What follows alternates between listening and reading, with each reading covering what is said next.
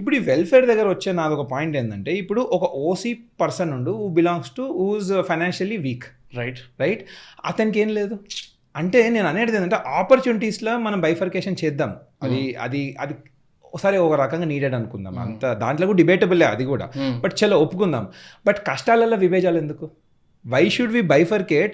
ఇప్పుడు let's say ఒక OC పర్సన్కి ఒక యాక్సిడెంట్ అయింది, రైట్? ఒక మైనారిటీ పర్సన్కి ఒక యాక్సిడెంట్ అయింది, రైట్? మైనారిటీ పర్సన్కి ఇంకా బడ్జెట్ ఉంది అలొకేషన్.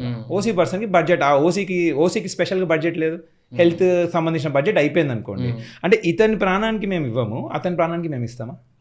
అది కూడా అగైన్ నేను అనేది ఇదంతా జనాలు అర్థం చేసుకోవాలి. బికాస్ ఈ గవర్నమెంట్ని అనడం, గవర్నమెంట్ ఏం చేస్తుంది బాస్? మీరు ఇది అడుగుతున్నారు కాబట్టి ఇస్తున్నారు. ఇవ్వకపోతే ఏమవుతుంది? గవర్నమెంట్ పక్కన కూర్చోబెట్టి కొత్త గవర్నమెంట్ని తెచ్చుకుంటాం. సింపుల్ కదా. సో మనం అడిగేది కరెక్టా? అది మనందరం ప్రశ్నించుకోవాల్సి.